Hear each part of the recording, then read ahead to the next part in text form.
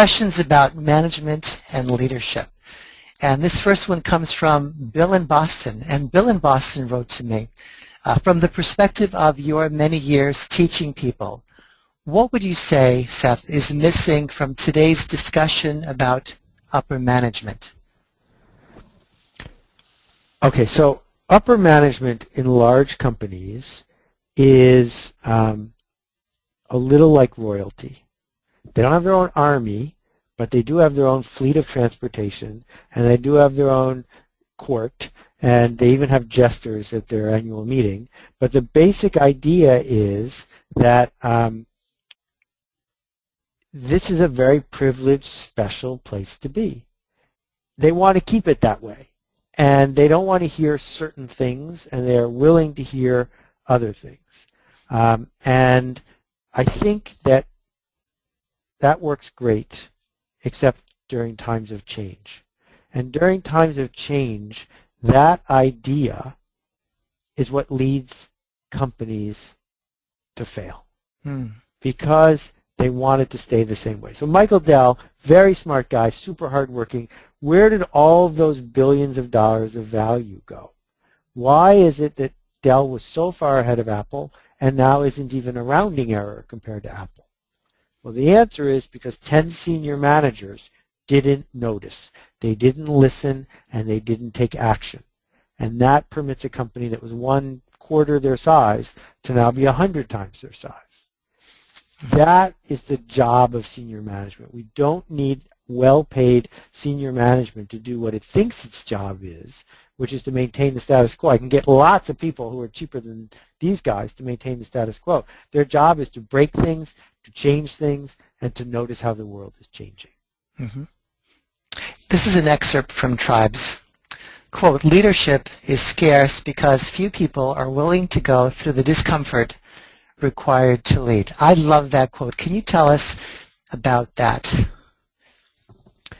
Well, I guess what I would say is this. Physical labor is very clear to us. And most of the people on this call do not get paid for physical labor, the labor of digging a ditch or carrying a heavy object. But we would know it when we saw it. Emotional labor is what we actually get paid for. Emotional labor is doing work you don't feel like. And we understand what that means in the context of running a marathon or digging a ditch. What does it mean in the context of leading people? Well, it means looking people in the eye and having a difficult conversation. It means being generous when you feel like being selfish. It means saying to someone, here, I made this, when you are sure that everything is on the line and they might hate it. That difficult work is our job. That emotional labor is what we get paid for. And I think just as the successful ditch digger seeks out ditches to dig, the successful executive seeks out emotional labor to do. Interesting. Okay, one thing, Seth, that management does talk about a lot is innovation. There isn't a mission statement that doesn't herald it or a CEO who doesn't laud it. What is the single most important thing that leaders and managers can do to enhance creativity and innovation in the workplace? Put up a sign that says failure is not an option, and then cross out the word not. Okay. Because all innovation is failing repeatedly until you figure out what works.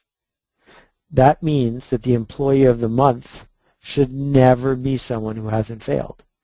The person who gets promoted, who gets the fancy parking space, who gets the expense account, should not be the person who has an unblemished record. That you are sending a signal every time you do that. And the signal is, I say one thing and I do another, and the thing I do is I reward the people who don't mess up. And instead, now that the sign on the wall says failure is an option, you seek out the people who have shown that they fail, recover, improve, and repeat. And if those are the people who get the fancy parking spaces and get rewarded, it will happen more. Cool. A senior director at a healthcare company chats us in, and she made me swear not to reveal her name. Why is it so hard for leaders to tell us where we are and where we are going? Well, Susan, thank you for your, sorry. I think we ask a little too much of our leaders because we're used to the leader of Henry Ford industrial, this is a machine, here is your cog splat to do something in this machine.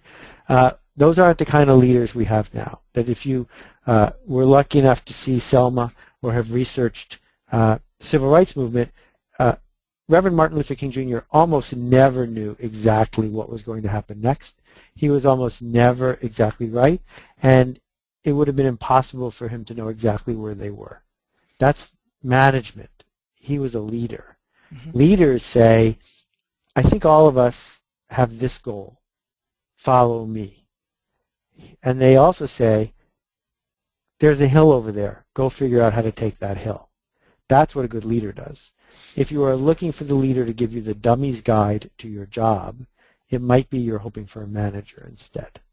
Do job descriptions get in the way, Seth? I think you've drawn this distinction. There's work, and ideally there's great work. What other kind is there? And then there are job descriptions, and it seems that often many of us get trapped by that. Is that implicit in the answer you just gave me? Yeah, there's something called the theory of the firm, which they used to teach in business school. And the theory of the firm says that we can prove economically that bringing a bunch of people together under one roof and paying them creates more value than having everyone work separately. And you then get specialization. You've got the person who runs the Xerox room, and you've got the IT person, and she's responsible for wiring up your network, and then you've got the sales force. And you don't want the sales force wiring up the network, and you don't want the IT people calling on Walmart. So we invent an org chart. An org chart, by the way, with square boxes because they're all shaped the same as proof that we can slot someone into your slot if you get uppity. And under the org chart, we list the boundaries of each person's job.